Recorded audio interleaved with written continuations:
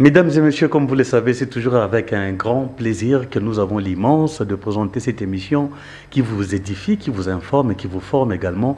Aujourd'hui, nous recevons sur ces plateaux, il est maître avocat, il est spécialiste dans les assurances, il s'appelle maître Cheikh Loupetou, avec qui nous allons parler des assurances professionnelles, quelles garanties en République démocratique du Congo, à qui j'ai dit soyez les bienvenus sur ces plateaux. Merci beaucoup, M. Kangoukuta. Merci. Comme vous le savez, c'est un secteur libéralisé par l'État congolais, en plein essor bien sûr. Avant, jadis, je dirais qu'on avait que SONAS pour s'assurer de toutes les façons. Mais aujourd'hui, l'État congolais a voulu étendre les secteurs et ça a donné l'option, mais également l'opportunité à plusieurs sociétés qui se sont implantées en République démocratique du Congo. Ce n'est pas ce qui nous intéresse aujourd'hui, mais nous allons plus mettre un focus sur les assurances professionnelles qu'a garanti en RDC avec Maître, comme je l'ai dit tout à l'heure. Dites-nous d'abord qui vous êtes et c'est quoi votre parcours avant de chuter sur le nœud du problème qui est les assurances en RDC, bien sûr. Merci pour la parole. Tout d'abord, j'adresse mes salutations à l'ensemble de vos téléspectateurs. Je me présente Maître Loupetou Sidibé Cheikh. Je suis avocat au barreau de Kinshasa Matete et expert en assurance. Alors, je suis également un doctrinaire en droit OHADA avec plusieurs articles rédigés et publiés dans le site officiel de l'OHADA et également chez Legal RDC avec certains cabinets d'avocats également. Alors, il faut dire que je suis l'un des collaborateurs du feu Maître Emery Mukendi de Res Mémoire, à qui je rends hommage lors de mon passage sur votre plateau. Et donc, aujourd'hui, si je dois me présenter en tant qu'expert, il faut dire que par rapport à mon parcours universitaire, je suis un fruit de produits des universités françaises, avec plusieurs diplômes obtenus en France, et dont le dernier a été obtenu au sein de l'université Paris 2, qui est Panthéon-Assas. Okay. Voilà un peu ma présentation personnelle. Mais en République démocratique du Congo, vous avez quand même prêté serment ici, vous êtes affilié au barreau de Kinshasa Matete. C'était facile pour vous, après avoir passé vos études à l'extérieur, et venir exercer ici en RDC? Comment c'était? Alors, le parcours, il est toujours pas évident pour tout le monde, mais j'ai dû faire le nécessaire pour y arriver. Lorsque j'ai obtenu mon diplôme de Master 2 en 2016, je suis rentré au pays pour participer au concours qui est donc le test d'admission au barreau. J'ai été évalué. Avant l'évaluation, je m'étais préparé grâce à un ami à qui d'ailleurs j'adresse mes salutations, qui est donc le substitut du procureur, M. Alain Nyamabo, qui m'avait à l'époque mis à disposition une documentation et qui correspondait à ce qui était attendu au niveau de l'évaluation, lesquels je me suis imprégné, révisé et ensuite je suis allé me présenter. Et effectivement, j'ai passé le test d'admission le 30 décembre 2017 exactement et les résultats ont été mis à disposition au mois de février 2018. Donc c'est un peu ça. Vous avez opté pour un secteur qui n'est pas aussi, je dirais, trop envié ou encore le Congolais ne s'intéresse pas vraiment à ça. Bien qu'on se trompe, il y a des gens qui mettent un accent sur ça, les assurances en RDC. Pourquoi? Pourquoi les assurances en RDC? Alors, il faut dire qu'aujourd'hui, on est dans la 10e année du Code des assurances dans notre pays, la République démocratique du Congo. Depuis 1960. C'est seulement la 10e année.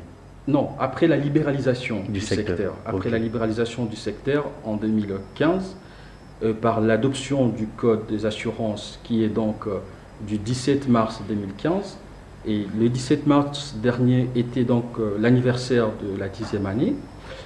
Et à cette occasion-là, j'ai essayé d'évaluer un peu le marché, voir le rapport de l'ARCA, qui est donc l'autorité de régulation et de contrôle des assurances en République démocratique du Congo.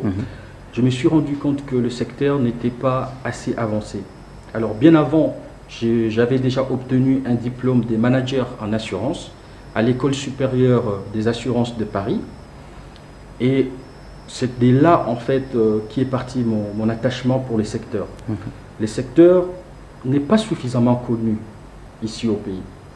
C'est vrai, le secteur est jeune après la période de libéralisation, mais il faut dire que c'est en restructuration et en croissance. Mais malheureusement, beaucoup de gens ne s'y intéressent pas. le peu d'experts ou le peu de personnes qui s'y intéressent ne sont pas également entendus sur certains besoins. Il y a vraiment un grand travail de fond à faire. Et donc, moi, en tant qu'expert en assurance, j'ai donc opté pour une sensibilisation dans les secteurs. Vous avez fait un état des lieux, certainement, avant de vous engager là-dessus, en RDC. Mais pourquoi on ne s'intéresse pas fermement à ça, ici? C'est parce qu'il y a un manque de communication dans notre pays. Il faut dire que l'ensemble de la population n'est pas suffisamment informée, que ce soit sur l'existence du code, que ce soit sur l'existence de plusieurs produits assurantiels. Et cela fait que très peu de gens s'informent et vont vers le secteur de l'assurance pour souscrire à certains produits. Mais ça n'a rien à voir avec le pouvoir d'achat de la population congolaise? En partie, oui. Il faut dire qu'en partie, si on doit évaluer plus ou moins le pouvoir d'achat de notre population, on se rend compte qu'une bonne partie n'est pas en mesure de souscrire à certains produits d'assurance. Mais cela n'empêche pas, par contre, de souscrire aux produits nécessaires dans le secteur de l'assurance. Nous avons, par exemple, pour les détenteurs des véhicules, ce qu'on appelle l'assurance auto. D'ailleurs, c'est un produit qui est proposé auprès de mon partenaire qui me soutient dans le cadre de ce que je suis en train de faire, qui est donc Activa Assurance RDC. Les gens peuvent souscrire à ces produits-là dès lors qu'ils sont propriétaires de véhicules terrestres à moteur. Alors, ces produits, généralement, bien avant d'ailleurs la libéralisation, c'était l'unique produit qui était proposé par la société qui avait le monopole du marché. Bien sûr. Et malheureusement, malgré la monopolisation du marché à l'époque, il y avait encore certains de nos compatriotes qui ne souscrivaient pas à ces produits, alors qu'ils sont détenteurs de véhicules. Quand on a un véhicule, on suppose que la personne a un peu de moyens pour respecter l'obligation qui lui est imposée par les législateurs. Mais le Congolais est sceptique aussi. Sceptique quand j'ai fait allusion à quand l'incident arrive et que la société a du mal à rembourser rapidement ou à prendre en charge l'irréparable. C'est ce qui rend peut-être le Congolais un peu réservé à pouvoir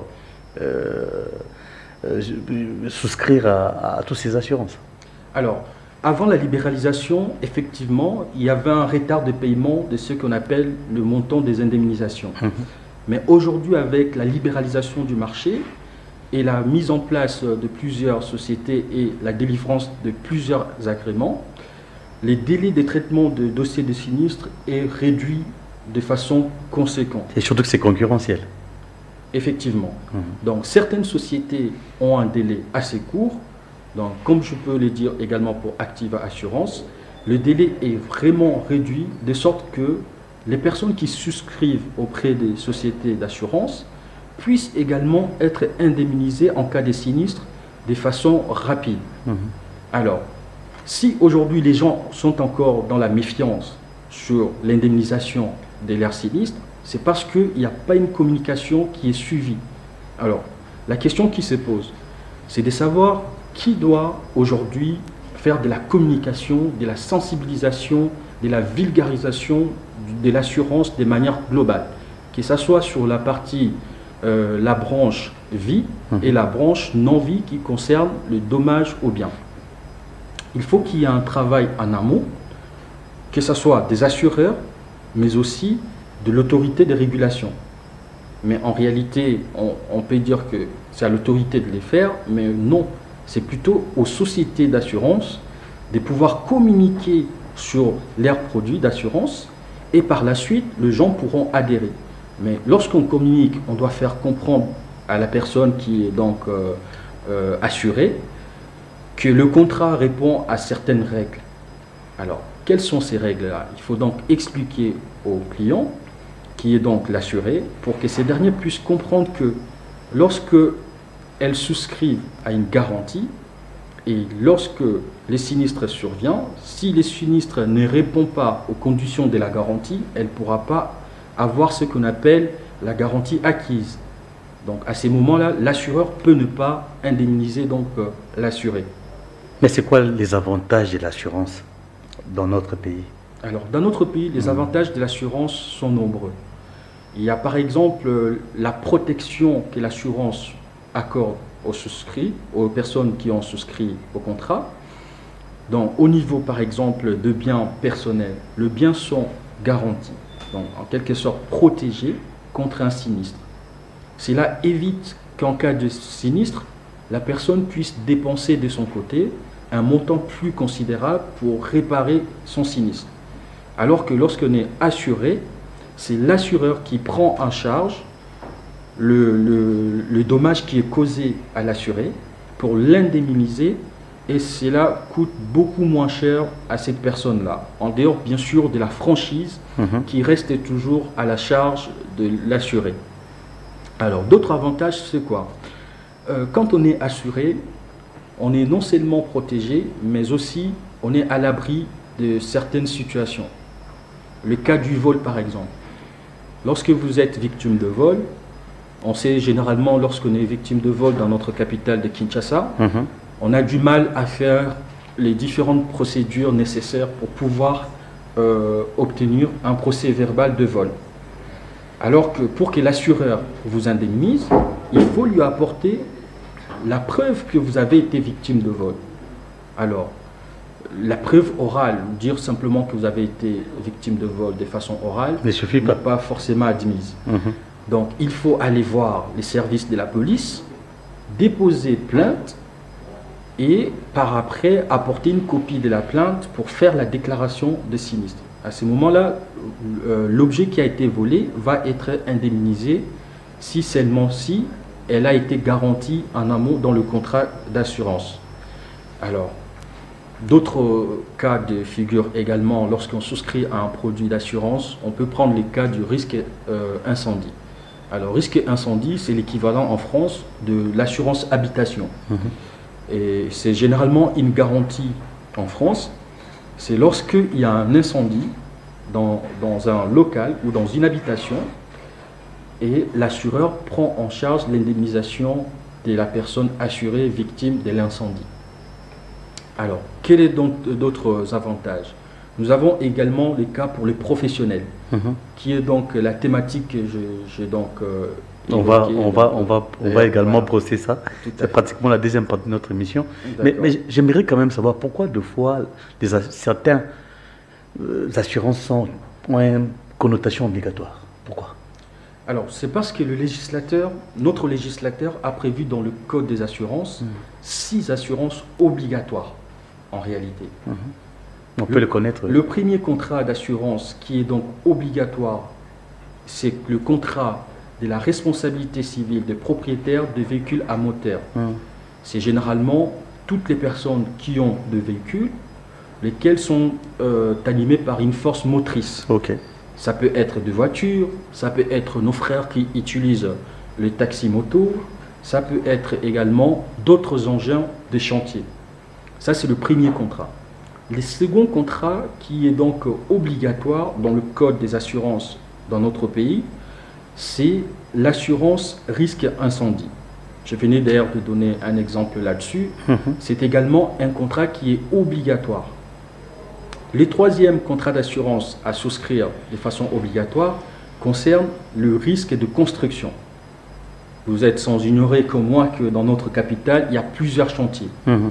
Alors, le législateur a voulu que ces chantiers, les propriétaires de ces chantiers-là, qui sont donc le maître d'ouvrage, de souscrire à des contrats d'assurance, de sorte à protéger non seulement dans le cadre du tout risque chantier, les personnes qui interviennent dans les chantiers, mais aussi le bien qui sont dans les chantiers, que ce soit les sacs de ciment ou les parpaings qui sont des briques, mais aussi d'autres matériels qui sont dans les chantiers.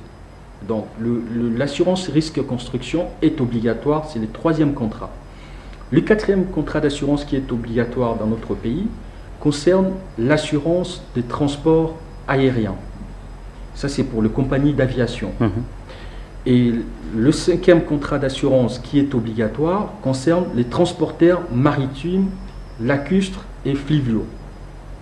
Mais qu'est-ce qui se passe quand l'assureur, peut-être certaines sociétés ou compagnies préfèrent s'assurer ailleurs qu'ici?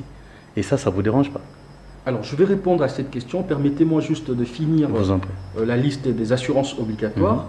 Et donc, le sixième, qui est donc le dernier contrat qui est obligatoire, c'est la responsabilité, non, l'assurance de faculté à l'importation pour des sociétés qui font de l'importation dans notre pays. Maintenant, pour répondre à votre question, qui est donc celle de savoir pourquoi certaines sociétés préfèrent aller souscrire leur contrat ailleurs et non dans notre pays, cela dépend des secteurs. Lorsque je m'étais entretenu avec un directeur d'une société minière sur la question de savoir où étaient souscrits leurs contrats d'assurance, alors la réponse a été celle-ci. D'après eux, le taux de sinistres dans les entreprises minières sont tellement importants que les assureurs qui sont en place ne peuvent pas les couvrir. Ça veut dire que les sociétés d'assurance n'ont pas suffisamment de moyens financiers pour couvrir le risque de sinistre dans les secteurs miniers. C'est donc pourquoi ces sociétés-là préfèrent souscrire dans d'autres pays auprès des assureurs qui ont des capacités financières assez importantes. Mais il y a un manque à gagner pour la population congolaise, ou encore les entreprises qui œuvrent dans ce secteur en RDC. Oui. Le manque à gagner n'est pas d'abord pour nous, la population, mais pour l'État. Mais pourquoi on n'oblige pas à recourir à des sociétés implantées ici en RDC? Alors, je pense que cela peut arriver progressivement, peut-être d'ici 5 ans ou peut-être d'ici 10 ans, de sorte à leur permettre d'avoir des capacités financières plus importantes, et par la suite, ces sociétés d'assurance pourront couvrir ces risques-là. Alors, c'est vrai, sur votre question, on peut dire sur le véhicule de ces sociétés-là, effectivement, les véhicules de sociétés minières, certaines de ces voitures, dans certains véhicules, sont assurés dans notre pays, mais sur les engins qui concernent les engins d'exploitation, sont assurés ailleurs. On nous parle plutôt, la plupart du temps, des obligations. Oui. Des obligations de la population par rapport à la souscription obligatoire, mais il y a le droit, les 7 principes fondamentaux de l'assurance. Mais on a tendance à constater que l'assureur en RDC n'en tient pas compte. Alors, tout part du contrat. Lorsqu'on souscrit à un contrat d'assurance, il faut dire que l'assureur et l'assuré a des obligations. Exactement. Les obligations de l'assureur, c'est d'informer donc les futurs clients, qui est donc un prospect au moment du rendez-vous de souscription. L'assureur doit l'informer, les conseiller, évaluer son besoin. En toute bonne foi. Tout à fait. Évaluer ses besoins et par après s'engager à l'indemniser. Alors, si l'assureur ne fait pas bien son travail, donc ses obligations de conseil et d'information, il peut engager sa responsabilité. Maintenant, il faut aller chercher cette responsabilité-là sur le plan du droit. Et quant aux assurés, ils ont leurs obligations également, qui sont plutôt importantes. La première obligation importante est celle de la déclaration de bonne foi, de façon sincère. Lorsque l'assuré doit déclarer le risque à couvrir, il doit être de bonne foi, de sorte à fournir toutes les informations nécessaires. Est-ce qu'on doit nécessairement amener son avocat quand on va souscrire à une assurance? Il n'est pas nécessaire, mais dans certains cas, pour ne pas se faire doubler, beaucoup d'enjeux financiers au niveau du risque, il est important de prendre un expert ou un avocat spécialiste des assurances qui a des connaissances dans la partie souscription pour pouvoir communiquer et assister aussi à la réunion des souscriptions avec l'assureur, de sorte à bien évaluer les risques, parce qu'il y a souvent certaines sociétés, lorsqu'elles vont souscrire à l'assurance, elles ont ce qu'on appelle le manager en assurance ou des responsables en assurance. Ces responsables font généralement les rapports annuels sur l'état des contrats d'assurance et des sinistres et par après fait un appel d'offres. Et comme c'est des experts également en assurance qui ont des connaissances vraiment avancées dans ces domaines-là, ils peuvent aussi conseiller sans forcément la présence de l'avocat. Donc, pour souscrire à un contrat d'assurance, surtout la plupart des contrats d'assurance auprès de Activa Assurance RDC, il n'est pas nécessaire d'être avec son avocat pour souscrire par exemple au risque habitation ou la partie santé sur la partie mutuelle et d'autres contrats également. Mais vous, en tant qu'avocat, vous faites du pro bono dans les secteurs aussi. Est-ce que vous recevez gratuitement des gens, la population congolaise, pour leur informer en long et en large sur les avantages et désavantages des assurances en RDC? Alors, non, mais j'organise des masterclass de formation qui consistent à sensibiliser et à informer les personnes sur plusieurs thématiques dans les assurances. La première masterclass que j'avais organisée était donc gratuite. Et effectivement, nous n'avons pas été en mesure de produire des images. Oui, je crois qu'on va nous illustrer quand même l'affiche de votre activité, Tonton Ebongo. Si vous êtes prêt, vous illustrer l'affiche, oui. Ben voilà. Donc c'était ça, c'est la première activité que vous avez organisée pour sensibiliser la population. Alors la première activité était le 19 avril. La deuxième activité est prévue le 26 avril, qui aura lieu donc à Silicon Village, ici à la Gambie. Mais c'est pas gratuit. Non, l'entrée est de 10 $ pour les personnes qui souhaitent participer.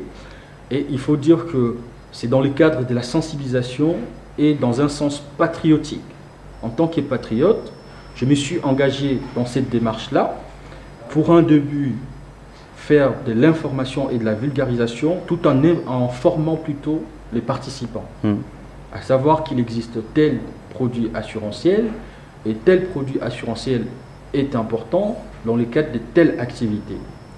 Et donc, sur la partie contrat, j'ai donc organisé une première formation, mais je vais bien entendu organiser au cours de l'année, mais un peu plus tard, sur les fondamentaux en assurance. Mais revenons d'abord sur les garanties professionnelles. Vous insistez sur le garantie professionnelle en RDC des assurances. Expliquez-nous un peu. Pourquoi vous martelez sur l'aspect garantie professionnelle? Alors, en matière d'assurance, lorsque on est lié à un contrat d'assurance, la première des choses, et d'ailleurs le législateur a précisé ça dans le contrat, plus précisément dans l'article 23 du Code des assurances. Il dit que les exclusions doivent être apparentes. Pourquoi? Parce que lorsque on a la partie garantie, on vérifie ces garanties. On a peut-être garantie vol, garantie par effraction, garantie dégâts des eaux, garantie incendie. Il faut aller au-delà, parce que le contrat en réalité existe parce qu'il y a une garantie. Et comme il y a une garantie, ou plusieurs garanties, lorsqu'on souscrit au contrat, on doit être attentif, vraiment attentif, vérifier si on a... Et surtout, c'est l'assureur qui rédige le contrat.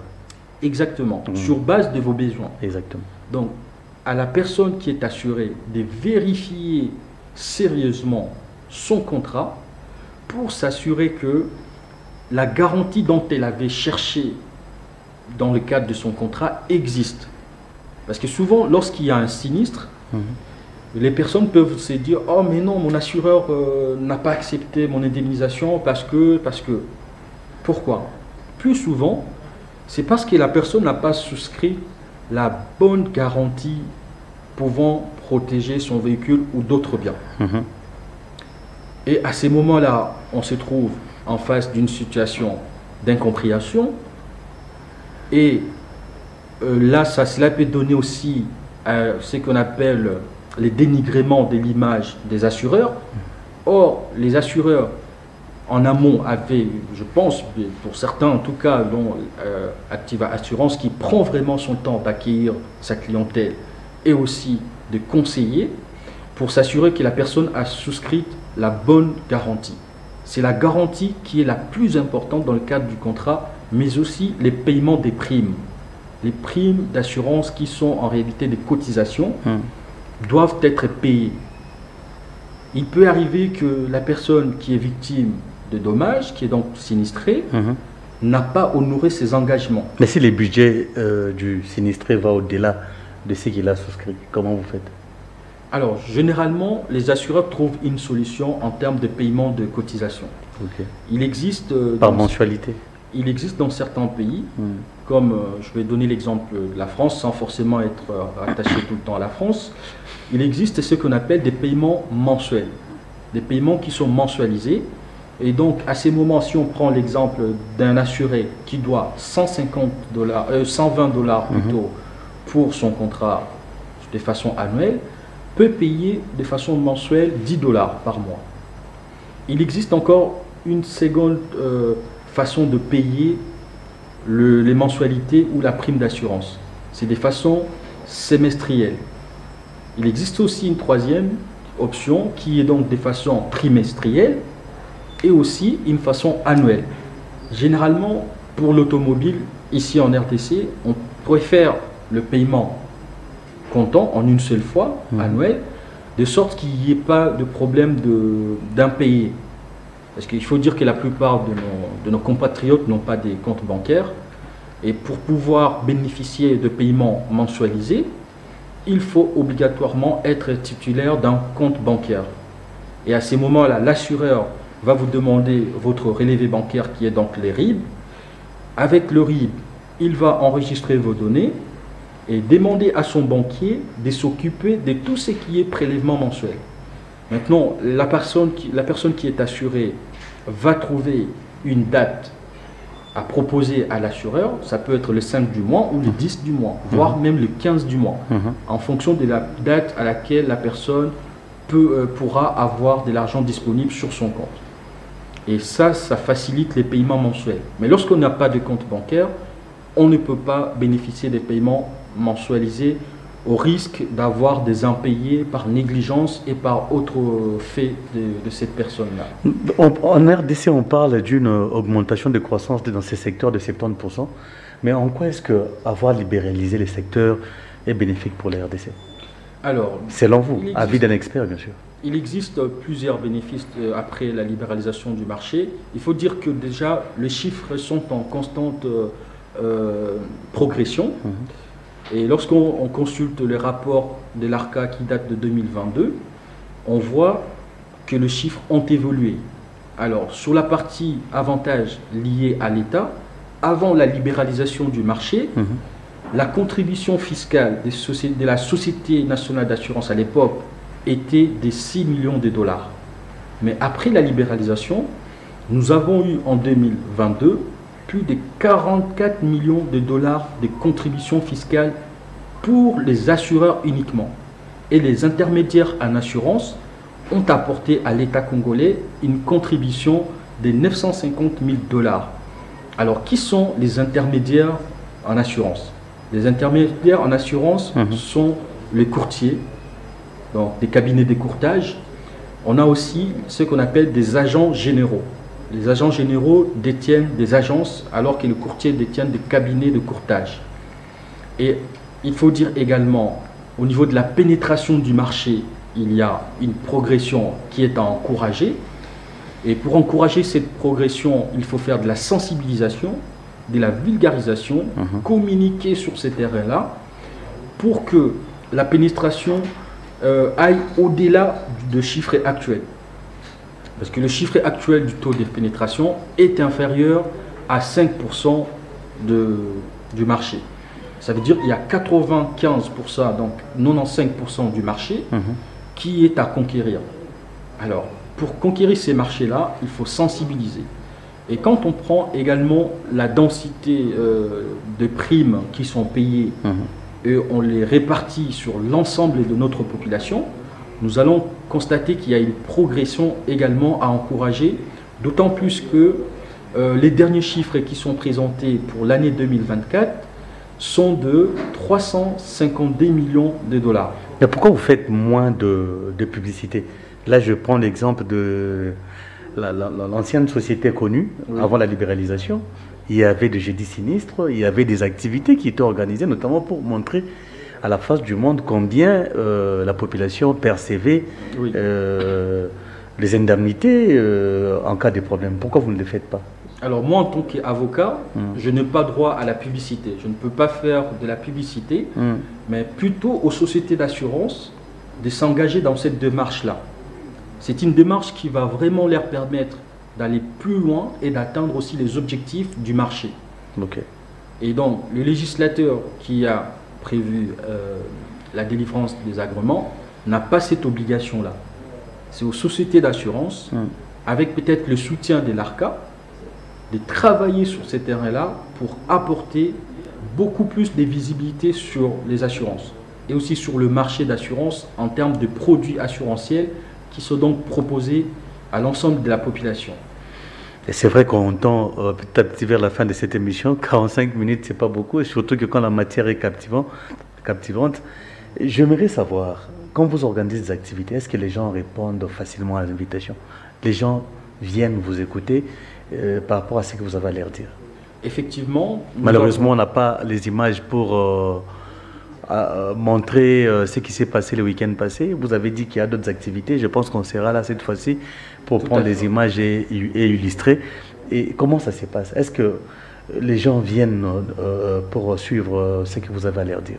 Effectivement, lorsque j'ai initié ces projets, beaucoup de gens étaient enchantés et au niveau des inscriptions, nous évoluons dans le bon sens, mais nous appelons également dans le cadre de notre activité du 26 avril qui aura lieu à Silikit Village, l'ensemble des personnes professionnelles et non professionnelles qui sont intéressées par la thématique et par le secteur d'assurance. C'est quoi déjà le thème? Le thème, c'est les assurances professionnelles et leurs garanties en République démocratique du Congo.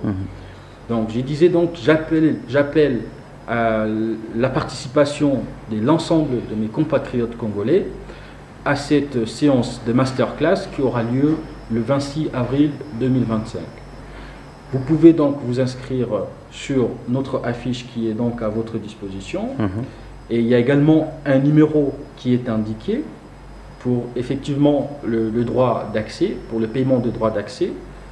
Et nous avons également déjà quelques inscriptions, mais nous avons encore des places qui sont disponibles et les gens peuvent également s'inscrire. Nous attendons toujours des inscriptions et c'est toujours disponible, on peut dire, des places. D'accord, je pense que le message est passé et on n'a pas fini puisqu'il y a encore des questions de curiosité. Et Oui. comment faire pour devenir professionnel des assurances en RDC? Est-ce qu'on doit nécessairement être avocat comme vous, juriste, avant d'être professionnel des assurances? Alors, pour être professionnel des assurances en RDC, comme dans plusieurs pays dans le monde, il y a ce qu'on appelle des spécialisations. Mais la voie à suivre, c'est la voie universitaire. Il y a des écoles qui sont spécialisées dans ces domaines-là. Il faut donc faire une étude dans le secteur, donc dans le domaine plutôt de l'assurance. Ce qui veut dire qu'il faut avoir un diplôme avant d'exercer. Exactement. Avant d'exercer dans le domaine, il faut avoir obligatoirement un diplôme universitaire. À ces moments-là, on a plusieurs branches dans le secteur d'assurance, plusieurs spécialisations. On a la partie qui concerne ce qu'on appelle des gestionnaires de contrats, des gestionnaires de sinistres, le juriste en assurance, et généralement c'est des avocats. Nous avons aussi d'autres types de métiers qui nécessitent l'obtention d'un diplôme de l'assurance. Parce que lors de votre parcours, vous allez pouvoir faire plusieurs études, que ce soit sur ce qu'on appelle la relation professionnelle avec le client, la gestion des contrats. Vous allez pouvoir avoir aussi des connaissances juridiques en ce qui concerne la responsabilité civile. Et ça, généralement, ce sont des gestionnaires de sinistres et des juristes en Avoir assurance des notions en qui se droit spécialisent. s'avère indispensable. Effectivement, parce que l'assurance est toujours liée à un contrat. Et comme il y a un contrat, il est plus ou moins recommandé à la personne qui souhaite exercer dans le domaine d'avoir des connaissances dans ces secteurs-là, donc dans le domaine juridique. Donc c'est un peu ça. Et c'est quoi la situation globale des assurances en RDC? C'est vrai qu'on nous parle de l'accroissement du secteur, l'ARCA s'y retrouve, mais vous, est-ce que vous vous retrouvez? Alors le professionnel aujourd'hui d'assurance ne se retrouve pas suffisamment, mais moi en tant qu'avocat je ne me plains pas, mais il faut dire que le marché est tellement dense que les chiffres actuels ne correspondent pas à la réalité du marché. Ok. Alors, il faut faire un travail dans ce sens-là, de sorte que les assureurs, qui sont les acteurs principaux, puissent se retrouver et par ricochet, le cabinet d'avocats qui interviennent dans le secteur également, mais aussi leurs intermédiaires, qui sont donc les agents généraux ou les courtiers. Parce que lorsque je parlais tout à l'heure de la contribution fiscale des agents généraux avec les courtiers, on se rend compte que leur apport est encore moindre.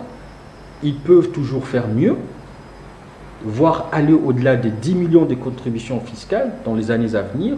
Mais pour que cela soit possible, il faut qu'ils aillent chercher le marché. il faut proposer aujourd'hui... Surtout inculquer cette culture à la population congolaise. Exactement, tout à fait. Il faut que les gens comprennent l'importance des assurances, qu'ils comprennent comment les assurances fonctionnent, et par après, ils pourront souscrire à des contrats. Aujourd'hui, il y a beaucoup de cas de fraude à l'assurance. Et pour lutter contre les cas de fraude à l'assurance, il faut que les assureurs demandent la participation de notre État. Je vais vous donner un exemple sur l'assurance responsabilité civile de propriétaires de véhicules à moteur. C'est ça. Dont nous avons nos frères motards, donc ceux qui font des taxis motos, mais aussi des propriétaires de véhicules. Plusieurs de ces véhicules ne sont pas assurés. Plusieurs de ces véhicules ne sont pas assurés. Or, la souscription des contrats par ces véhicules-là peut aujourd'hui rapporter à l'État congolais, mais aussi aux assureurs et à ses intermédiaires, de chiffres importants. Parce que nous avons aujourd'hui peut-être plus de 10 millions de véhicules. Et sur l'ensemble des 10 millions de véhicules, si on fait une analyse des situations, on va se rendre compte que beaucoup de gens n'ont pas encore souscrit au contrat et roulent avec des véhicules non assurés. Mais justement, c'est la question. Comment vous garantissez à la population, quand quelqu'un vient souscrire librement dans une entreprise d'assurance, mais c'est quoi la garantie que vous lui donnez? Mais la garantie que l'assureur donne à la personne qui vient souscrire le contrat, c'est une garantie d'engagement à l'indemniser en cas de sinistre. Tant qu'il n'y a pas de sinistre, on ne peut pas vous indemniser. Ça, tout le monde doit le savoir. Mais ceux qui ont été victimes de paroles non tenues ou encore de complications, oui. Mais la chose est noire, il y a eu accident, mais l'entreprise complique tout simplement parce qu'il n'y a pas de preuves, parce que je sais que vous menez des enquêtes, si l'origine de l'incendie était criminelle ou pas, tout ça. Si c'était volontaire aussi, je sais qu'à part le monde, il y a certaines personnes qui se sont volées eux-mêmes et mettent ça sur le dos de l'assureur. Donc il faut prendre des garanties pour ça. Mais vous, comment vous faites pour rassurer la population que vous n'êtes pas là pour, je dirais, pour notamment, vous êtes là pour leur faciliter la tâche? Alors, il faut dire qu'aujourd'hui, l'ensemble des assureurs, y compris mon partenaire qui est donc Activa Assurance RDC, se sont engagés dans une démarche de fidélité, d'honnêteté, de bonne foi et de responsabilité. Aujourd'hui, lorsqu'il y a un sinistre, la personne doit prendre des précautions. Ce n'est pas parce qu'il y a un sinistre qu'il ne faut pas prendre des mesures de sauvegarde de biens. Alors, les mesures de sauvegarde de biens, qu'est-ce que c'est? C'est lorsque on est victime de sinistre, on doit éviter la propagation du dommage ou de l'incendie, si c'est un cas d'incendie.